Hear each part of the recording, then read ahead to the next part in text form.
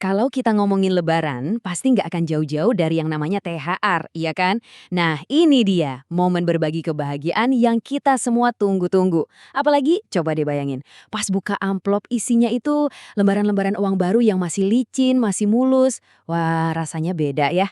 Pasti ada ya semacam kepuasan tersendiri gitu kan, pas kita ngasih uang yang masih krenyes itu. Rasanya tuh kayak kita lagi ngasih yang paling spesial. Gestur kecil sih, tapi seolah-olah bikin niat baik kita di hari yang fitri jadi sempurna. Tapi tunggu dulu deh. Di balik semua niat baik dan rasa senang itu, pernah kepikiran nggak sih kalau sebenarnya ada biaya tersembunyi? Dan ini bukan cuma soal rupiah loh, ada harga lain yang mungkin tanpa sadar kita bayar. Yuk, coba kita bedah bareng-bareng. Oke, kita mulai dari yang paling kelihatan, yang paling terasa, perjuangannya itu sendiri buat dapatin uang mulus. Niatnya sih mulia ya, mau bikin orang seneng, tapi aduh, prosesnya itu sering banget bikin kepala pusing 7 keliling. Jadi gini, setiap tahun pas deket-deket lebaran, ada ritual nasional yang selalu terulang. Berburu uang baru. Kayaknya semua orang tuh berlomba-lomba nyari pecahan kecil yang masih kinclong. Seolah-olah kalau nggak pakai uang baru, THR-nya jadi kurang afdol. Nah, kalau kita coba lewat jalur resmi ya, coba deh bayangin pemandangannya. Antriannya itu loh, udah kayak ular naga panjangnya di layanan penukaran BI. Belum lagi desek-desekan di bank, yang ternyata layanannya cuma buat nasabah. Terus nyari ATM pecahan kecil, wah pecahan 20 ribuan aja bisa ludes dalam sekejap. Bener-bener waktu dan energi kita tuh habis di situ. Pertanyaannya jadi gini, apa iya waktu kita yang berharga banget menjelang hari raya yang harusnya bisa buat kumpul sama keluarga atau buat istirahat, itu sepadan buat ditukar cuma demi dapat kertas yang kondisinya sempurna? Worth it nggak sih sebenarnya? Nah, karena banyak yang males atau nggak punya waktu buat antri, muncullah jalan pintas.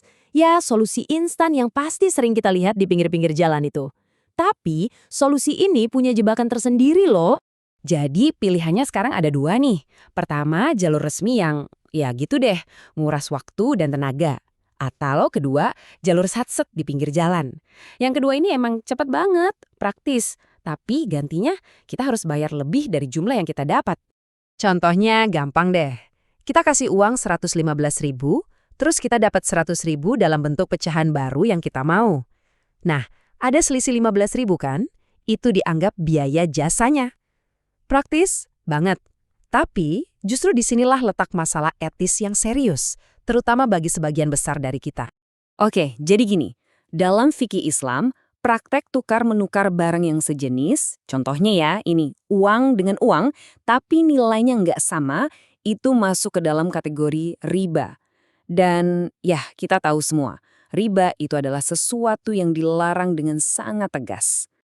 Dan ini jujur ya, ini bagian yang paling ironis. Niat kita ngasih THR itu kan baik, ibadah, bahkan sebuah amalan sunnah yang dianjurkan banget. Tapi, kalau demi ngejar niat baik itu, kita malah menempuh cara yang jelas-jelas dilarang, rasanya aneh nggak sih? Kayak kita lagi membangun sesuatu yang indah, tapi fondasinya rapuh, bahkan salah. Iya kan? Oke, sekarang kita geser sedikit ke dampak berikutnya. Dampak yang satu ini mungkin paling nggak kelihatan, paling halus, tapi efeknya bisa jadi jangka panjang banget, yaitu pelajaran finansial yang tanpa sadar kita ajarkan ke anak-anak kita. Seringnya kan alasan kita cuma satu. Biar anak-anak senang dapat uang baru. Dan tentu niatnya baik banget, Mulni pengen lihat mereka bahagia. Tapi pernah nggak kita sadar kalau ada pesan lain di baliknya?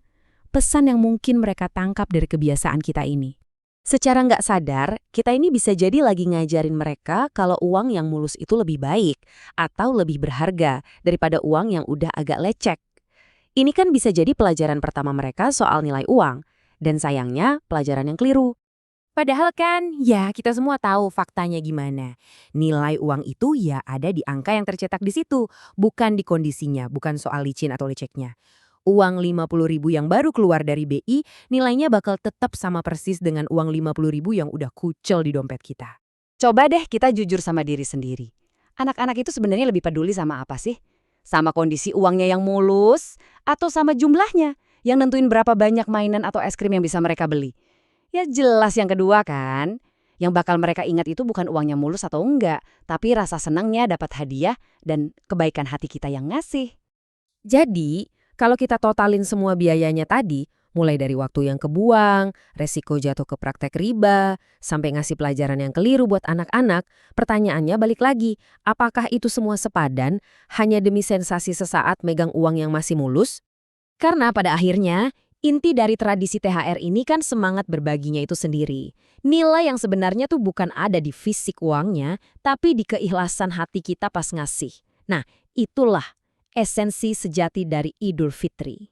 Jadi mungkin pas kita nyiapin THR Lebaran tahun ini bisa jadi momen yang pas buat kita nanya ke diri sendiri, mana yang mau kita utamakan, esensi berbaginya atau cuma sekedar penampilannya?